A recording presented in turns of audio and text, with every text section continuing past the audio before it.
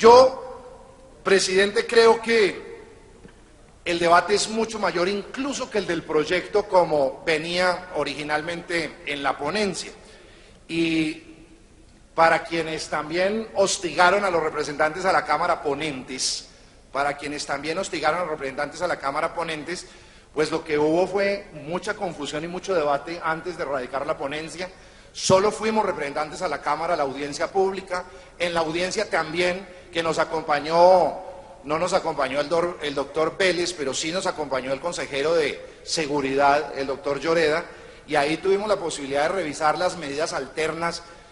con el doctor Navas y con la doctora Adriana, las medidas alternas que eran supremamente interesantes en materia de tránsito, en materia administrativa, en materia pecuniaria, unos debates además con el sector privado complejos desde el punto de vista de la propiedad, el derecho a la propiedad versus la extinción de dominio, el derecho a la propiedad versus el decomiso y el impacto que causa en los arrendadores, los arrendatarios, los locatarios, etcétera.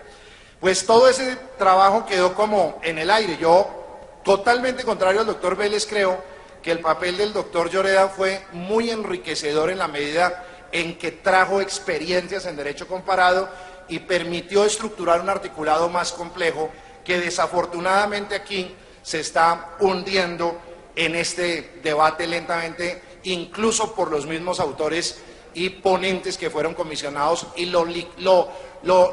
disminuyeron al mínimo posible, que es simplemente el incremento de la pena básica con un objetivo concreto. Esto va, como lo decían aquí, para la Corte Constitucional, para los jueces, en fin, un objetivo concreto que es permitir efectivamente que cuando se esté tomando la decisión jurídica, la decisión judicial de definir la medida de aseguramiento y el impacto que ella va a tener en la persona que está sindicada de la conducta de homicidio culposo con causal de agravante de consumo de alcohol, proceda la detención preventiva, la privación efectiva de la libertad en establecimiento carcelario. Eso es lo que concluye este proyecto y no concluye nada más. Diferente a lo que han expresado algunos colegas, tanto del Senado como de la Cámara, la modificación al básico de los meses, al elevarse de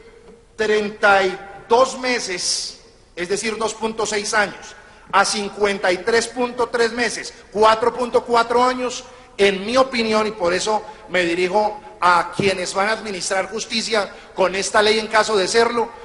da exactamente la circunstancia que se describe en el artículo 308 y 313 del Código de Procedimiento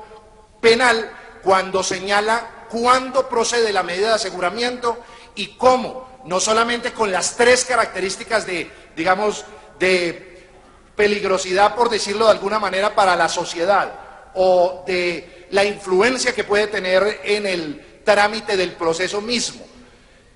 o el riesgo de que no comparezca para que tenga cumplimiento la sentencia final. El tema de aumentar en la causal de agravación a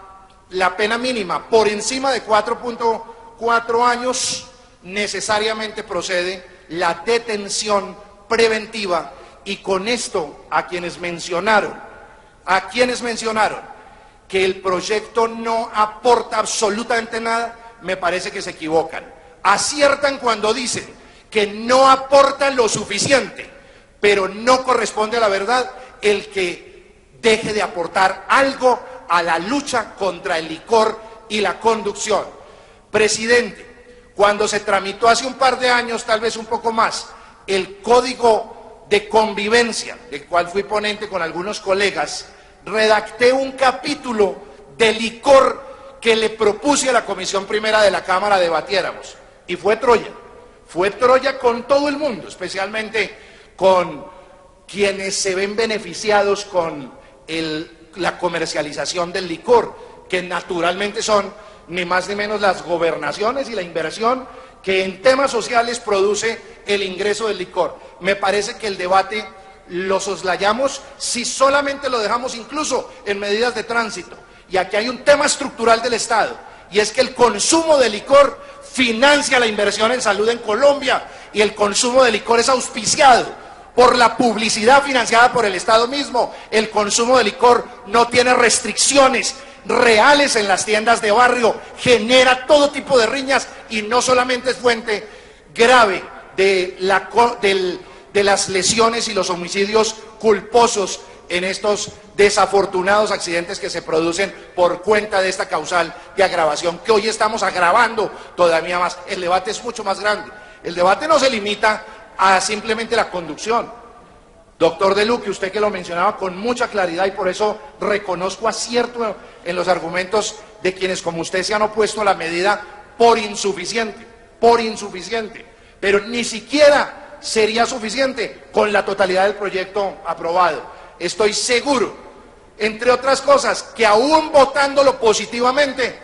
lo que los medios van a señalar es que este proyecto no sirve para nada por cuenta de tanta argumentación en contra. Y en mi opinión, a pesar de que coincido en que no es suficiente, me parece injusta la apreciación final de que el proyecto no sirve para nada. En mi opinión, sí sirve como intento dejarlo establecido. Yo quiero mandarle un mensaje, presidente, aquí al gobierno nacional, porque nos va a ocurrir lo mismo en un proyecto que está en trámite en comisión primera de Cámara, referido a la reforma al Código Penal y de Procedimiento Penal en materia de minería ilegal, etcétera.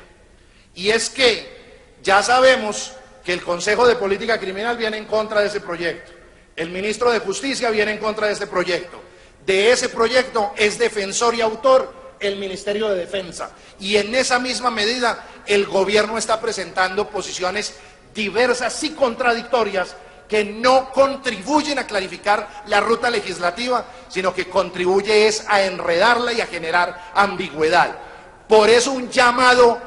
vehemente al consejero político, al ministro del Interior, al ministro de Justicia, para que asuman el papel de líderes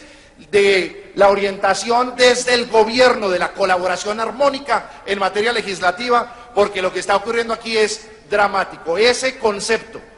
que leyeron aquí del Consejo de Política Criminal, reconozco, dice lo contrario a lo que el señor viceministro de la Justicia nos dijo en la plenaria. No creo para nada que esta sea la solución, pero sí creo que es un avance y un mensaje importante que no deberíamos nosotros permitir que se hundiera. Es más, acudiría yo a los compañeros para que le permitiéramos un último debate en las plenarias a este proyecto, a ver qué logramos mejorar de aquí a la plenaria. Recuerden que estamos en sesiones conjuntas, pero de aquí en adelante nos abrimos en dos corporaciones diferentes que se van a autocontrolar en el debate de plenarias. Y nosotros podríamos, ya que he visto tensiones entre ponentes de Senado y Cámara, tensiones obviamente legislativas normales, a mí sí no me alarma aquí ni siquiera el lenguaje duro que utilizan unos con otros, eso es parte de la actividad legislativa. Obvio que lo ideal es nunca perder la cortesía, pero a veces es necesario ser vehemente y enfático para marcar distancias con contradictores en posiciones como se ha visto acá. Pero lo que sí va a ocurrir en las plenarias,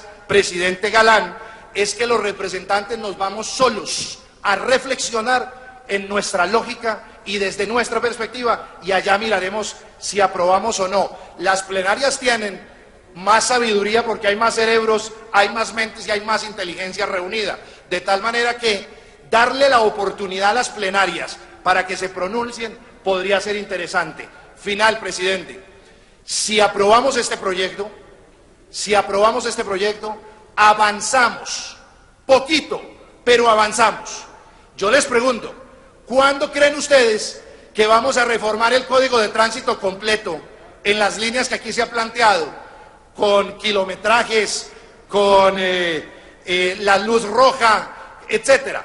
¿Cuándo creen que vamos a reformar el Código de Policía o el Código de Convivencia para meter el capítulo completo contra todos los gobernadores encima de nosotros y la presión de la salud en materia de restricciones al consumo de licor en las tiendas de barrio y en general en cuanta parranda hay, doctor Rosso, en Cundinamarca y el resto de departamentos? ¿Cuándo?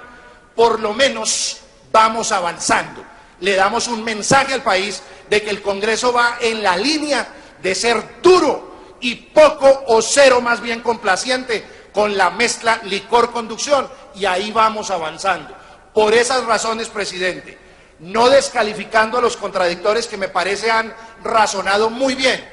pero en mi opinión no suficiente como para hundir el proyecto, yo invitaría a que le diéramos una oportunidad a este proyecto y anuncio, por ende, mi voto positivo al informe que realizaron los señores comisionados que han rendido hoy ante estas comisiones conjuntas. Gracias, presidente.